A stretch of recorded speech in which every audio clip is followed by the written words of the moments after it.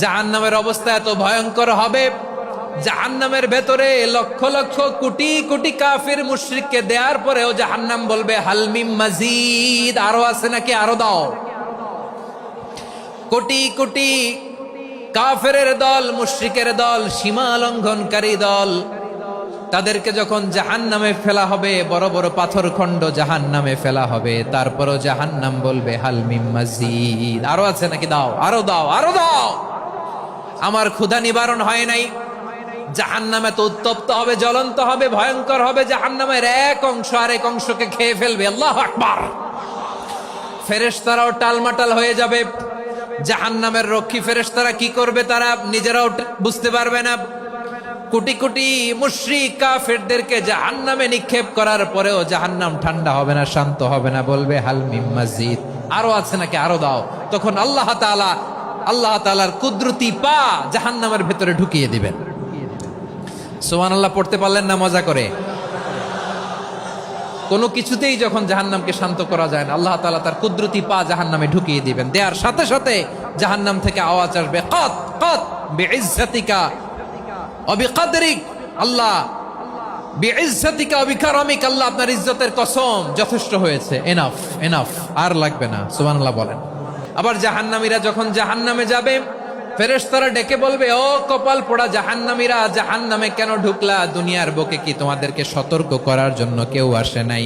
কুল্লামা উলকিয়া ফিহা ফাউজুন সাআলাহুম খাযানাতুহা আলাম ইয়াতিকুম নাযীর। সুবহানাল্লাহ পড়েন। আলাম ইয়াতিকুম নাযীর, কোন সতর্ককারী আসে নাই? বিশ্বনবী নাযীর হয়ে, সতর্ককারী হয়ে পৃথিবীতে আসলেন। তিনি জাহান্নামের ব্যাপারে উম্মাকে সতর্ক করেছেন। জান্নাতকে যেমনি তিনি চমকপ্রদভাবে উম্মার সামনে পোট্রে করেছেন, চিত্রায়িত করেছেন, ঠিক অনুরূপভাবে ভয়ঙ্কর জাহান্নামকেও তিনি এই উম্মার সামনে পোট্রে করেছেন।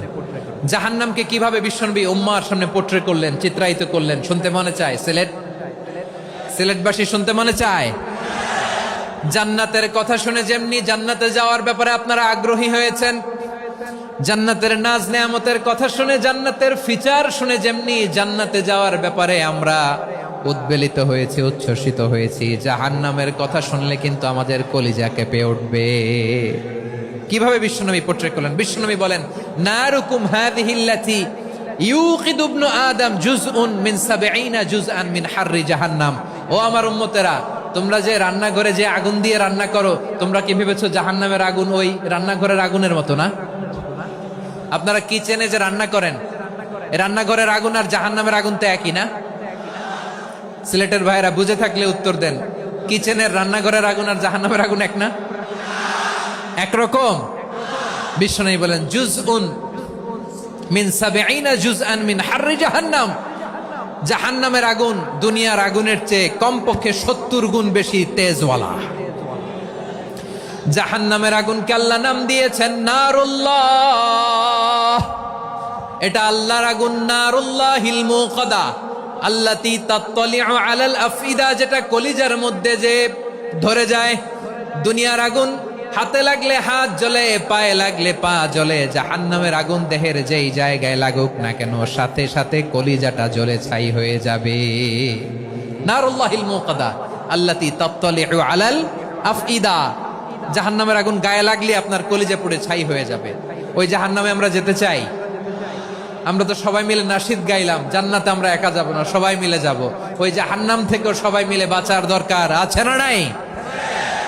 কি ভয়ঙ্কর শাস্তির বর্ণনা যে বিশ্বনবী দিয়েছেন, এত বিস্তর আলোচনার সুযোগ আমার নাই। আমি শুধু সবচেয়ে হালকা পাতলা, দ্য লাইট পানিশমেন্ট, সবচেয়ে হালকা শাস্তি কি হবে এটা বলবো। বিশ্বনবী বলেন, ইন্না আহওয়ানা আহলিন নারি আযাবান ইয়াউমাল কিয়ামাতি লারাজুলুন তুদাউ ফি আখমাসি কদামাইহি জামরাতান ইয়াগলি মিনহুমা দিমাগু। জাহান্নামের সবচেয়ে হালকা আযাব কি হবে শোনো। সবচেয়ে ভারী না হালকা? সবাই বলুন, জাহান্নামের সবচেয়ে কঠিন আযাব না হালকা? জাহান্নামের সবচাইতে হালকা আযাব হলো ওই ব্যক্তির আযাব যার পায়ে দুটো জাহান্নামের আগুনের জুতা পুড়িয়ে দেয়া হবে। ওই আগুনের উত্তাপে তার মাথার মগজগুলো ভাতের মারের মতো টপ টপ টপ টপ করে বেয়ে বেয়ে পড়বে। নাউজুবিল্লাহ পড়বেন না? আচ্ছা প্রিয় সিলেট, আওয়াজ করে বলেন, এইটা যদি সবচেয়ে লাইট পানিশমেন্ট হয়, সবচেয়ে হালকা পাতলা সহনীয় আযাব যদি হয়, তাহলে ভয়ঙ্কর তোমা আযাবের কি অবস্থা হবে? আমরা কি ওই জাহান্নামে যেতে চাই? ওই ভয়ঙ্কর জাহান্নামে আমরা যেতে চাই কেউ? আমরা সব সময় ওই জাহান্নাম থেকে আল্লাহর কাছে পানাহা চাই। আওয়াজ করে বলেন ঠিক কিনা? বিশ্বনবী সব সময় আল্লাহর কাছে আল্লাহর জান্নাত চাইতেন, আল্লাহর জাহান্নাম থেকে পানাহা চাইতেন। তিনি বলতেন, আল্লাহুম্মা ইন্না নাসআলুকাল জান্নাতা ওয়া নাউযু বিকা মিনান নার। আল্লাহ তোমার কাছে জান্নাত চাই, তোমার জাহান্নাম থেকে পানাহা চাই। আবার আমরা যখন দোয়া পড়ি, আমরা পড়ি রব্বানা আতিনা ফিদ দুনিয়া হাসানাতাও ওয়া ফিল আখিরাতি হাসানাতাও ওয়া কিনা আযাবান নার। আল্লাহ দুনিয়ার কল্যাণ দাও, আখিরাতের কল্যাণ দাও, জাহান্নামের আগুন থেকে বাঁচিয়ে দাও। পড়ে আমিন। ওয়া কিনা আযাবান নার মানে কি? আল্লাহ তুমি আমাদেরকে বাঁচাও আগুনের শাস্তি থেকে। এটা বিশ্বনবীর সবচাইতে প্রিয় দোয়া ছিল। নবী যখন তাওয়াফ করতেন, প্রতিটা তাওয়াফে তিনি এই দোয়াটা পড়তেন। রুকনে ইয়ামানি থেকে হাজরা আসওয়াদে যখন তিনি যেতেন, এই দোয়াটা পড়তেন, রব্বানা আতিনা ফিদ দুনিয়া হাসানা ওয়া ফিল আখিরাতি হাসানা ওয়া কিনা আযাবান নার। আল্লাহ দুনিয়ার কল্যাণ দাও, আখিরাতের কল্যাণ দাও। আল্লাহ জাহান্নামের আগুনের শাস্তি থেকে তুমি আমাদেরকে বাঁচাও। আওয়াজ করে সবাই পড়ুন আমিন।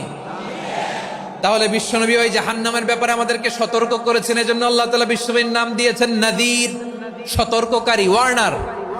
আল্লাহ বলেছেন, নবী আপনারে আমি শাহিদ মানে সাক্ষ্যদাতা বানালাম, মুবাশশিরান আপনারে আমি সুসংবাদ দাতা বানালাম, নাযীরা আপনারে আমি সতর্ককারী বানালাম। 4 নম্বরে ওয়া দাঈয়ান ইলাল্লাহি বিইذনিহি আপনারে আমি দাঈ ইলাল্লাহ বানালাম। সুবহানাল্লাহ পড়েন।